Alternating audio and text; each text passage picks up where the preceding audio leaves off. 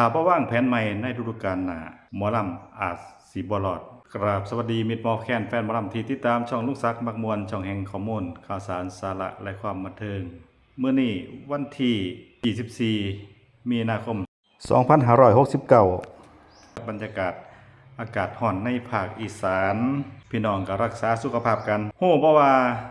การสิเนรมิตหมอลำสุดอลังการให้เฮาได้ฟ้อนภายในคืนเดียวหลังบ้านเขาต้องแบกรับต้นทุน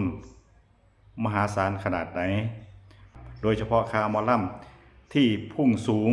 จนหัวคณะอย่างบอยสิริชัยถึงกับต้องออกมาตัดพ้อถ้าบ่วางแผนใหม่ฤดูกาลหน้าอาจสิบ่รอดมาลองคำนวณตัวเลขไปพร้อมๆกันจากข้อมูลหัวหน้าบอยที่โพสต์ไว้คณะหมอลำใจก่อนร้อยมีขบวนรถบรรทุกทั้งหมด20คันทั้งขนเวทีเครื่องเสียงและอุปกรณ์การโชว์ต่างๆในการเดินทางระยะทางประมาณ600กิโลเมตรขบวนนี้ต้องเติมน้ำมันถึง 3,000 ลิตรลองคิดเบิ่งว่าถ้าน้ำมันดีเซลราคาลิตรละ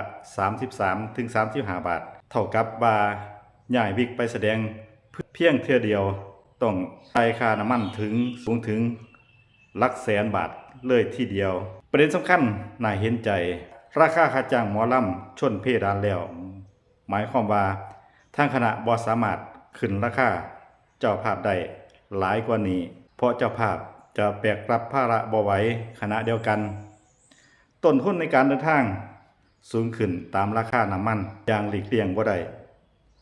ฉะนั้นนั่นทำให้ตอนนี้ทีมงานต้องเร่งประชุมด่วน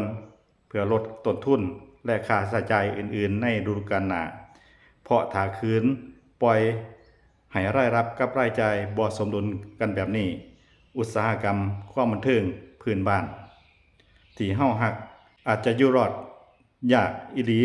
เมื่อโจทย์ใหญ่ของคนทำหมอลำในยุคเศรษฐกิจแบบนี้และพวกเฮาคิดว่าควรปรับตัวจังใดดีหรืออยากให้รัฐเข้ามาซัพพอร์ตหม้องใดแน่คอมเมนต์มาพูดคุยกันได้นะครับถ้ามักคลิปที่วิเคราะห์เจาะลึกแบบนี้อย่าลืมกดไลค์กดแชร์ให้กำลังใจด้วยมื้อนี้ลากันไปก่อนสวัสดีครับ